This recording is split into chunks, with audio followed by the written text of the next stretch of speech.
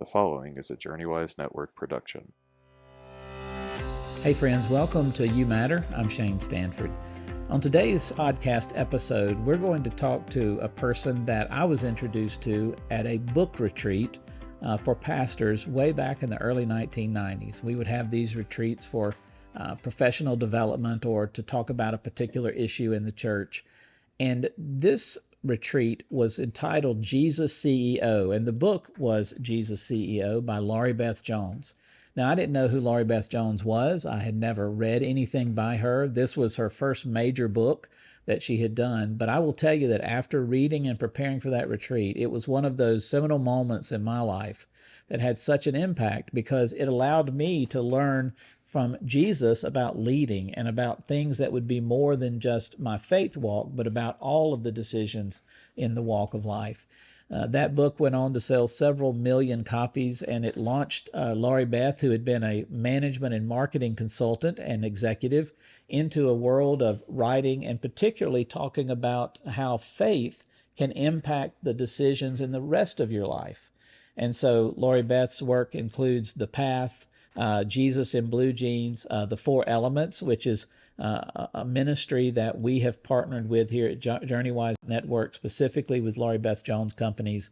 But Jesus CEO was the flagship, was the first conversation that launched all of these conversations.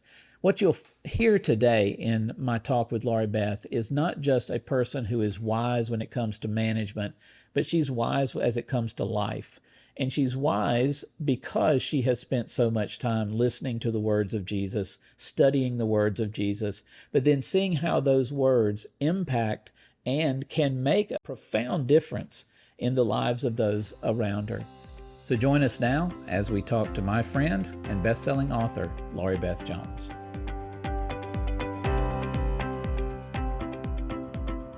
Hey folks, so glad that you have joined us again on a You Matter podcast, and we are so excited today to have with us one of my favorite authors and also just one of my favorite people. Many years ago, I read her book, Jesus CEO, and immediately became a fan of the things that she said and how she said them. And so it's so great for me to welcome Laurie Beth Jones to our podcast today. Laurie Beth, welcome. Shane, thank you so much. We've had a long time relationship, friendship, and staying connected over many thousands of miles and thousands of days. So it's a divine spiritual connection. Absolutely. And I very quickly just want to say, I think this speaks to your character, Laurie Beth, and I've told this story before that, I had read your book, I'd finished The Path and was moving into a different stage of ministry. And I just looked you up and contacted you, and you contacted me back, which was so unusual for someone who gets as many requests and does as many conversations. And so I knew immediately that I appreciated your character and just the way that you believe in what you're doing. It's not just about a job. You really do believe and have believed in what God has led you to do. But for those who may not know your journey, can you just briefly tell us about who you are and a little bit about your journey? Sure. Well, I was baptized Presbyterian and raised in Grace United Methodist Church in El Paso, Texas. And that was my first altar call. And I think I gave my first talk from the podium in the church when I was 17. So my roots go way back and way deep in the Methodist Church. And I knew that when you go forward in the church, you want to serve God, but you didn't know how. How do we serve? And as a woman at that time, I really didn't see being a pastor. And so I think that's a journey that all of us are on, is how do we serve? How can we serve other than and beyond the pastors and the pastors' wives and the choir directors and the worship leaders? You see a few people at the top, but the whole surge of humanity needs leadership and grace. And so how do we move into that and contribute? Well, and you obviously, as you began to serve, you actually had a real official job in the real world. Tell us a little bit about what your career was that then as you made that transition into writing Jesus CEO, because I always have thought that was a very important part of the journey for you. Right. Well, I was working at the YWCA, and I had an incredible mentor who really guided me about my spiritual gifts. She also was raised in the Methodist Church, and there wasn't a role for her as a woman at the time, but I'm glad that she went into service and started the Women's Resource Center in El Paso, Texas. But Mm. she was really guiding me to lift up my spiritual core. And then anyway, she said, your gifts, when you promote something, people believe it. And so she said, and your mother was an artist, and that's what you really love. So maybe advertising, it blends art with salesmanship. My father was a salesman. So I started an ad agency, and then I had 7 creative people working for me, and I was looking for books that would help me lead them. And these were the leadership books of Barnes and Noble. Looking out for number 1, Winning Through Fear and Intimidation, The Art of War in Leadership, and The Leadership Secrets of Attila the Hun.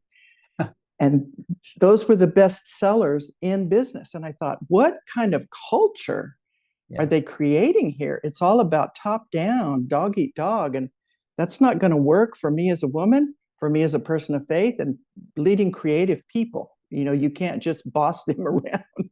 So sometimes when you don't see what's out there, you create it. And I thought, all right, if they're willing to look at a man who raped and pillaged for a living, then let's look at a man every religion acknowledges at the very least as a prophet.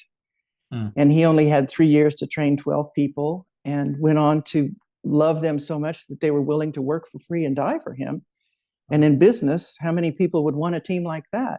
So that was the premise for Jesus CEO, and it just took off. I mean, as you know, it just hit the Business Week bestseller list, and they couldn't print them fast enough, and it was really funny. I mean, funny, ironic. All the religious publishers turned it down as being too controversial.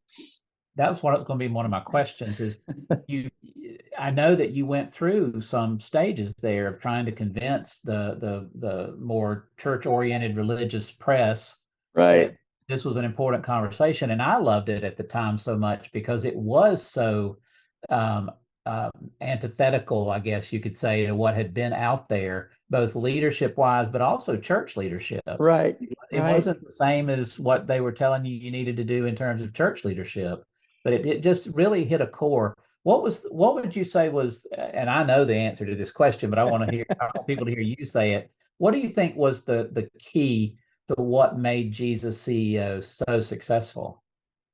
I think part of it is timing. People were really disillusioned with the institutions and with business, and were looking for answers. And Jesus had answers. It's practical spirituality. And so as I looked at how he led, he told stories, and he was friendly to people. Here's a concept, be friendly. What a novel idea. Yeah. Yeah. And actually like people. Here's another one. Try to help them. And I think the stories, and I told, short chapters, very down to earth. And I told the religious publishers, I said, you cannot go out and use words like sin and, even disciples and all that. That's not what the fish are biting. When you're going fishing, you use bait that they like. Yes. And so when you use words like leadership and results and team building, everybody was hungry for that, because it's very hard, as you know, as pastor, to lead a team. It's hard enough to lead yourself, but when you looked at what Jesus did as a leader, it became more clear to me. One of my gifts, I guess, is pattern recognition. Well, I was going to ask you, because I think it's hard to read Jesus CEO and not have a sense of who you are, because you really did. The vignettes were wonderful. You used scripture, to in the story, general idea of the story. I mean, people were not, this wasn't a Jesus you made up. This was very much the Jesus that most people had heard at least something about, for most believers. But I also got a sense of you. I think that's why I was bold enough to just call you, write you to see if you would respond, and you did.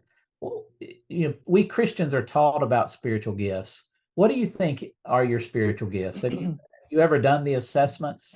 I've done a lot of them, and I looked them up again before the call. Thank you for sending some prompt questions. Um, the one of them: wisdom, understanding, counsel, fortitude, knowledge, piety, fear of the Lord, perceiving, serving, teaching, encouraging, giving, ruling, mercy. I don't have the gift of mercy. Me either. As a wind fire, we know, you and I know, we talk about the elements, right?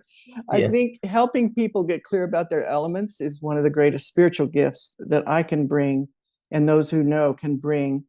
I would say pattern recognition would come under perception, being able to see patterns and say, Yes. oh, this looks like this, and this looks like this. You put them all together, you got yourself a dog Well, and you know how or a important horse. that is in a person's faith walk, but not just the faith walk, but how they take that into the world.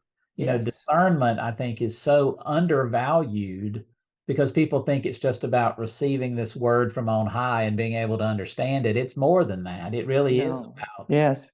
it's about implementing what you know you're hearing and being able to say and recognize a place where that could have impact. Yes. And you and I've had this conversation, but for me, it's not just salvation. So much of the messaging has been just say the word, say this word, I believe Jesus, Son of God, da da da. Okay, you're in. Now you can do whatever you want. Hmm. But to me, it's like, then what? Unless you're instantly raptured, Yes. we're here to, we're here to walk the world. What's the method that Jesus used? Do these things. He said, follow me and you will see. Hmm. So that's what we'll follow him. How? What did he do with those people Hmm. to make them willing to work for free and die for him? Well, the two books that probably have had, I mean, Jesus CEO had a powerful impact on me and my journey, but probably the greatest impact it's had on my ministry would be The Path and then The Four Elements. The Talk about The Path for just a moment, and then I really want to talk about The Four Elements because that's the one that had such an impact on my vocational ministry with my team. But Sure. what was the real purpose of The Path when you wrote it? Well, as I wrote Jesus CEO and was invited to speak literally around the world, but I didn't do much international travel. I did domestic travel, but I saw that Jesus did three things. He had three gifts: self mastery, action, and relationship skills. Hmm. He knew who he was willing to take action, and he was a master at relationships. Hmm. So when you look at those things, I said, okay, how would Jesus describe himself? Well, he used pictures. I am the gate. I am the shepherd. I am living water. He didn't say I was descended from the third order of the highest Melchizedek. It was like I'm a gate. I'm a Yes. door. Yes. I'm all these things. So I would talk to these leaders and I would say, okay, give me a one-word description of you that's not a role. Hmm. They couldn't do it. Wow. They could not do it. And so I started saying, okay, what? Well, in Genesis, God began with earth, water, wind, and fire. In the beginning was the earth, and the earth was without form and void. And the Spirit of God, which is the breath, moved, hovered over the face of the water. And God spoke, which is fire, light be, and light was. There's the fire. So it's like, okay. So I started having people say, well, are you more like fire? Which of these would you relate to? People were swarming me. They could not get enough of it. I remember speaking in Cincinnati. I was speaking to one CEOs in Cincinnati. They canceled their next meetings and asked me to stay on for another 4 hours to teach them. Oh And then my. the next day I was with nuns in New Orleans, very alliterative. That's wonderful. The Yeah. imagery is And pretty good too. I So. know, really. And when they stay, they've got first class. They say first class accommodations. It's a cot and a Yes, right. crucifix, And but I it have was very spoken at quiet. some convents and also some monasteries, and you're going back to the basics. That's right. You get a good night's sleep. You do. Um, but then working with, I'll never forget working with the nuns, helping them convince the Mother Superior that they needed to add technology to the school.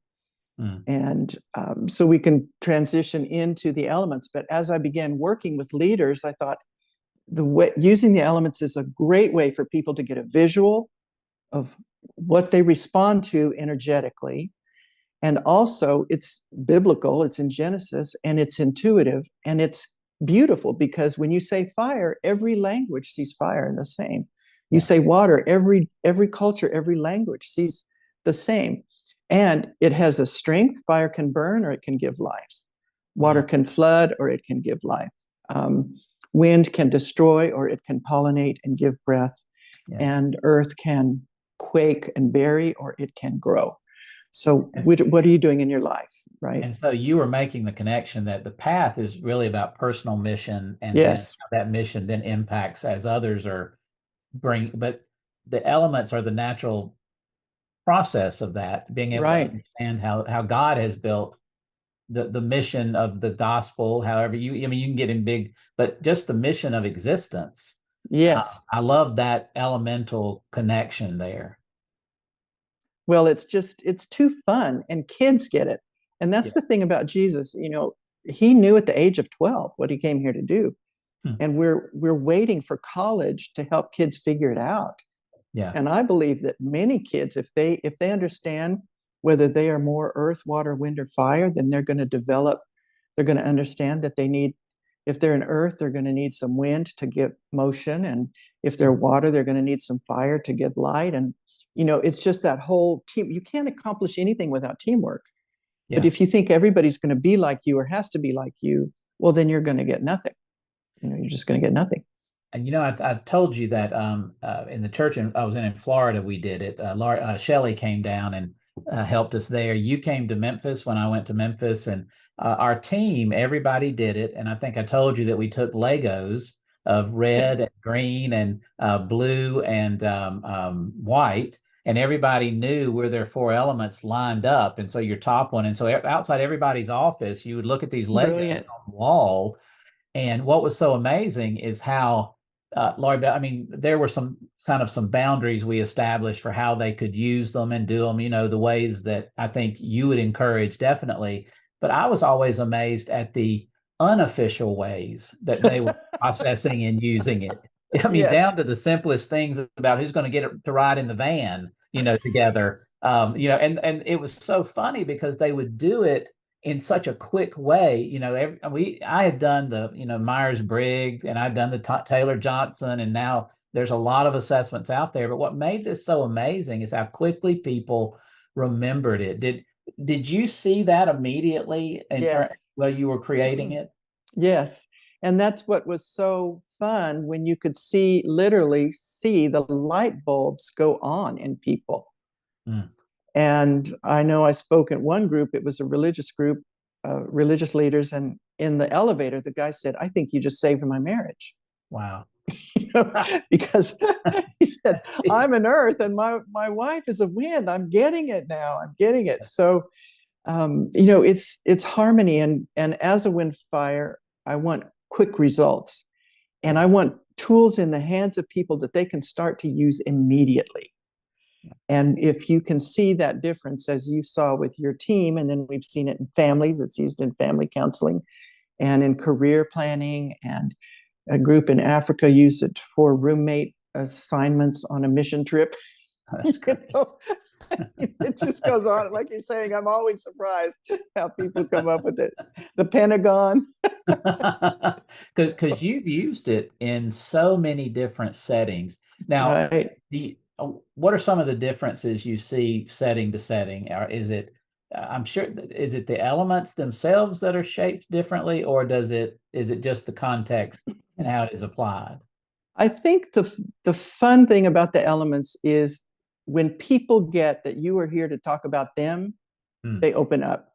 Okay. And as I've shared with you, Shelley has done this in jails, with Yeah. first offender programs, and I did at the women's prison in Colorado. And if you can, it drops the barriers when you start talking about fire, earth, water, wind, instead of, "Oh, you need to optimize your such and such over here," or "You need to do this." There's no need or should around the elements. It is. Hmm. And it is for you to harness and understand. And then when you see how the earth is in such a delicate balance, this pale blue dot that we have with the elements working together, then, Hmm. and I've told you the story about a family that used to be called the Zoo. They got the elements, and she met me 2 weeks later and she said, "We became we went from being the zoo to being a highly functioning team within 2 weeks Wow. of implementing this stuff with an 8-year-old kid, a 12-year-old, a 13-year-old daughter, a husband and wife. All they did was yell at each other. There are winds and fires with one earth. And if it works with an 8-year-old and a 13-year-old, it should be able to work when It you're in should. AutoZone working there, or when you're working at the local insurance agency and in the church. Yes. Yeah. Friends, we hope you're enjoying this episode of You Matter. Take a moment, if you would, to please hit that subscribe button. And we also need you to do a 5-star rating. And then, of course, we would love a review that we can share with others about how this podcast is making a difference in your life. We are a ministry of JourneyWise Network, and we would love to hear back from you. So go to journeywise.network and send us a message that we can share. God bless you. You know, it was interesting, Laurie Beth, that I think in one of our conversations, we began to talk about how Jesus recruited folks who filled out the elements.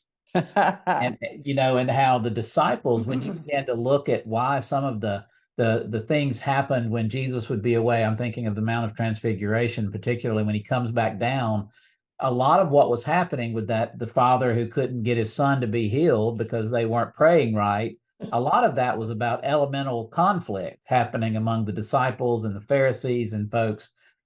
Do you think that because we're talking about people, that I'm trying to ask the right question, there's an element of trust? It's always amazed me as I would read the 4 elements that God used the elemental connection of creation to begin his message to creation. That he Beautiful. started something. He could have done the Melchizedek and how the atom could be split, but he waited until 1945 to do that. But you see what I'm saying, that there is an element of trust that began with God to humanity Yes. that continued in Jesus's message, which is very elemental in so many ways. What is the point or purpose of trust when we're talking about building relationships and making it better? Such a beautiful question. When you are on a team, you're all there basically for one reason. You want the same thing. You want, if you're a sports team, you want to win. If you're a family, you want to grow together. If you're a business, you want to be profitable and have people that are happy working there and grow people. So when you use the language of the elements, it eliminates accusations. Instead of, because as you've seen, you can say, you need to turn your fire down just a little bit because my wind is picking up on it and we're going to have a conflagration here if you don't tone it down. Instead of saying, you jerk, why do you always say the same thing? And in the 4 elements of Christian leadership, which the book that you know and love, and we'll talk about more length privately, but when Nathan approached David, who was a double fire, I believe, wind fire, about his sin with Bathsheba, he could have been killed if he had come in as a fire. Yes. David could have just killed him, and probably would have, because he had no problem killing people. Right. But he told a story, and he said, let me tell you a story about a man who had one lamb, and he loved that lamb more than anything. And this other man who had 1,000 sheep came and wanted that lamb. And he arranged to have that shepherd killed so he could take that one lamb. And David just got incensed, who is that man? Who is that man? He should be killed. And Nathan the prophet said, you are. Here's your mirror. Oh my God. There's the mirror. Yeah. So you see how the water, he used water to affect change and repentance in that fire leader. Whereas coming at him with fire, just got in his head. I think that was John the Baptist's problem a little bit, calling out Herod. I mean, he just there. I just finished a book on the Branch Davidian crisis in Waco, and one of the things in this book, it's a fairly new book, was told from the point of view of one of the negotiators who said the mistakes we made is that we did not use the basics of human relationship to de-escalate. We only looked at it from point A, point B. and we went at it, and we had this blueprint we were following instead of going, Yeah. these are human beings, whether you agree or not. If you don't de-escalate, and I think about that in as I'm doing marriage counseling, and I've used the four elements, not officially in marriage counseling, but I always throw them in there. And I can, and isn't it interesting, Laurie Beth, that you can sit in a room with people and pretty quickly go, yeah, you're a fire. Yep. You Yes. know what? You're an earth. You're an earth. Our team that I lead now will do this in April, but I already know what everybody's top gift is on the team. Right. I will bet money of what that will come out to be. Why is that? Why is it not just about the effectiveness of it? It's so clear. I think I know the answer, but I'd love to hear. Why is it so clear to identify it? Well, it's simple. And there's two main categories of separation. One is pacing, which wind and fire, if you think, so all you have to do is think about nature. And as we train our facilitators and we talk to people, when you stumble into it and you get lost, just go back to the element itself, right? Yeah. So the wind and fire, they move fast. They want, everything is now. And the earth and water, it's a slower pace. So there's pacing. And then across the quadrant is the values. So your wind and waters are more about relationships, Yeah. and your earths and fires are about results. So that's, it's kind of like if you learn those four things and you master them. We're working with a man who wants to take it into the salon industry, a real leader. I said, you get to know this like scissors. I mean, you give a man Wow. who knows how to cut hair with scissors, he can shape anything, right? That's It's right. that simple. It's basic. It's like, get the basics, get the basics, get the basics. Then you become the maestro. We just have a few minutes left, but there are a couple of questions I want to ask you. One is, you and I talked about this at San Diego when we were at dinner with the group that was there, and you mentioned it. And I always wanted to ask more. Jesus CEO tended to have a pretty broad reception once people and pastors got behind it. The four elements did have a group of folks who kind of got scared of it. A lot of maybe evangelicals. I Right. remember this thinking, I don't understand this at all. Why do you think that was the case in that situation? I think that whenever someone uses different language to communicate what they claim to be truth, that's frightening. Sure. And change is frightening. And I read a text the other day. It said, people who are afraid of change seem to have forgotten that they once ate, breathed, and pooped through their belly button. That's an image. But I true. just had to share it with you. But true. I love it. I love it. Is it? So Yes. you're so afraid of change and you used to breathe and eat and the other, through your belly button. Come on, people. Well, So I think that was the fear, just different language. Well, and you and I have talked about the importance of having a language that allows Right. us to deal. And we live in a world right now that needs this language Yes. because Yes. we have set ourselves over into different camps. We've forgotten what it means. Compromise doesn't even, it's not even used anymore. We're seeing that Right. and we're seeing it all around the world, Israel and other topics that have come up about just being able to sit across the way from someone who's not you. You know, Right. I mean, that's what I think is so amazing about the four elements. My final question to you is, has there been a time in your life that is particularly defining for your walk in faith? Is there something that comes to mind that, you kind of revert back to and you go, yep, that was that intersection? Yes. Well, there's been several intersections where what was being told to me as who Jesus was did not resonate with who I knew him to be. Mm. And because I had the personal experience of feeling the presence of God and then the realization that God knows my middle name. Mm. When I was 14, I had that experience in Mexico. And so, then during my time, there was this whole teaching when I got married, whole teaching on submission, and a woman must submit to a man, and there's still that teaching out there. And then the man has to submit to his leader. And then this whole 1,000 group of people were saying they were all in submission to each other. And now Satan was afraid. And I'm thinking, Where is that in Scripture? I mean, Satan's not afraid of anything except the blood of Christ. If you know, and we're individuals, and Jesus's message is freedom. Unbind him and set him free. Wow. Don't be wrapping people up in dogma and just so you can control them. Yes. So that was a defining moment for me, and I had to leave my marriage over it. And then we were getting ready to do some work in the schools, and someone said, you can't do it with the name of Jesus. And if you take Jesus off of this, we're not going to be a part of it. And I said, Jesus is what Jesus does. Wow. People who think the name of Jesus is like a logo that you got to have it on your shirt. Jesus said, they'll know who you are by the heart that they see underneath the shirt, right? You Yes. can't just put the uniform on and say that you're a Christian. And I think that's one of the challenges we have today. And young people are saying, wait, this doesn't make sense. Which Jesus?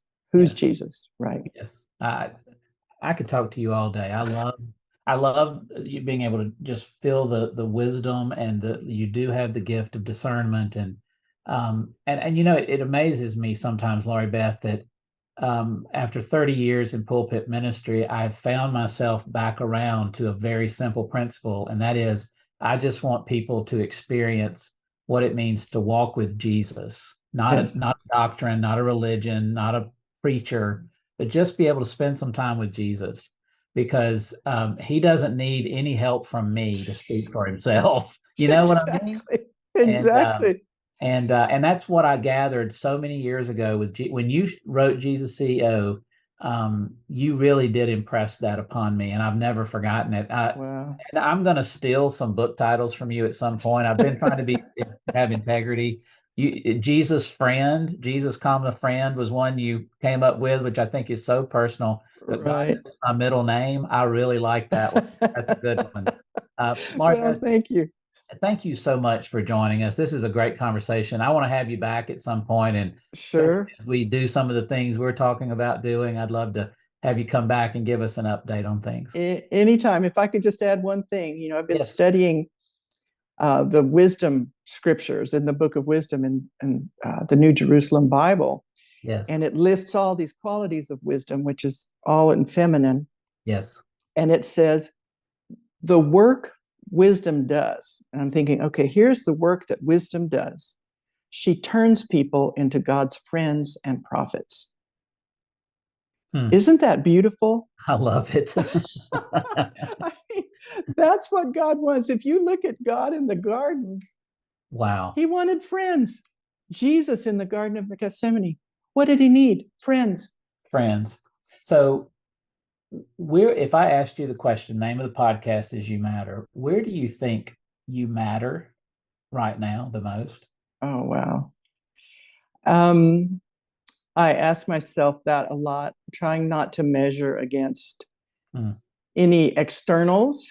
It's a sense of, am I centered in my relationship with Jesus? And am I happy? God made the ocean for the whales to play in. Yes. That's my Jesus. So, and then I think speaking to some of the issues of the times, and certainly our connection has been very meaningful to me, because you are a new John Wesley in a way, and maybe that's limiting you to a denomination, but I've watched your ministry for years, and you just seem so pure of heart and willing to go where others have not gone before. Well, thank you. That means the world to me. I will gladly stay in my lane as a new John Wesley. I do not mind that at all. Laurie Beth, thank you so much. This has been wonderful. Oh, Shane, thank you, and blessings to you. Really look forward to our work together. Thank you. Hey friends, there is a wonderful podcast that's part of our JourneyWise podcast network that I have listened to every episode, and I love it. And it's called Choosing Cheer, and the host is Nicolette Bell, who is our Chief Operating Officer and one of our teachers. Nicolette, tell us about Choosing Cheer. I grew up as a cheerleader, and so I had learned this verse in John as a little girl where Jesus says, in this world, you will have trouble. It's a promise, but be of good cheer. I have overcome the world. And I learned that verse as a young girl on how to have a positive attitude. Sure. And so cheerleading was more to me than a sport growing up. It was a mindset that I had. And as I grew older and began to dig in the scriptures, I began to realize the connection that had to Jesus. And so we do a lot of talking about the joy of Jesus, finding the joy of Jesus in life's most difficult moments and then in life's everyday moments as well. Well, anyone who knows you knows that you live this philosophy, this motto so well, and it does. It brings me a lot of joy to listen. I don't listen to a lot of podcasts, I'll admit that, but the ones I do, I've become very faithful, and this is one of my favorites. Take a listen, Choosing Cheer with host Nicolette Bell.